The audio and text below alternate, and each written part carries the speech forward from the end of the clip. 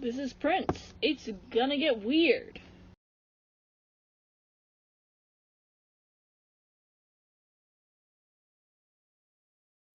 Today I'm going to be talking about my experience with my martial arts class at my high school. So there are going to be two stories, I think, if I have enough time for them, both. But I'm going to tell you the first one now. It is requires a little backstory, and yes, trigger warning, ED mention, weight mention. So I struggled with an ED growing up.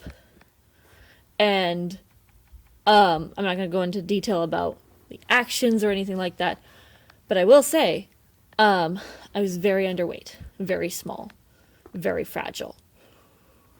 And so my mother was worried about me taking a martial arts class. I convinced her to let me do it, and so I took the class. And when I started this class, I was super excited, super happy to be in a martial arts class. Until I found out that we had to do running. Now, I also had asthma back then. I still have asthma, but we didn't know what it was back then. No one really believed me that when I said I was having asthma symptoms. But I digress. So on top of being too small and not eating enough, on top of asthma, I wasn't very good at the runs. Oftentimes I'd walk alongside my friend who had an asthma diagnosis at the time, and her and I would just hang out and walk. Since I didn't have a diagnosis, that meant I got a automatic F on that part of the class. It didn't really end well for me. There was one day where I hadn't eaten enough, and I ended up running that day, like actually running. I didn't make the full 30 minutes. I only made it to about 15 before I felt a little queasy and lightheaded, and I ran over to the bathrooms. And this was not forced. I did not force myself to do this. I just threw up because of the stress my body had taken. And so, I didn't actually make it into the bathroom. Apparently they keep the stalls near the track locked. I didn't know that. So a bunch of my classmates were like, "Oh my God, are you okay?" And so the teacher runs with us. And she came up and she's like, "What happened?" And I explained what happened. And I kid you not, her first reaction was, "Walk it off." The rest of the next 15 minutes, because clearly you're fine.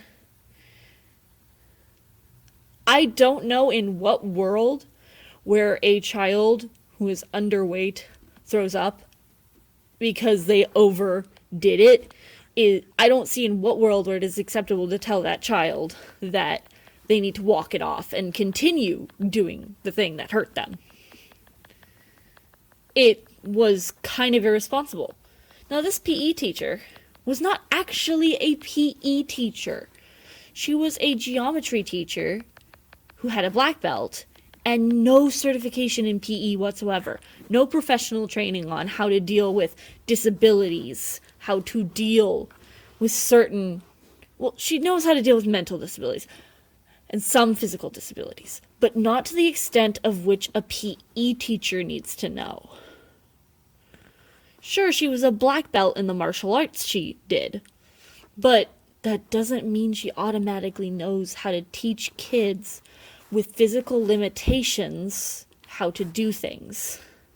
And because I was very afraid of doctors, I didn't go to the doctor enough, because it would trigger huge amounts of anxiety. And I to this day, I liked her. She was cool. She was nice. But I don't think she understood the concept of physical limitations. Another example of this. Now, I'm going to be talking a lot about my disorders in this video, just going to say that.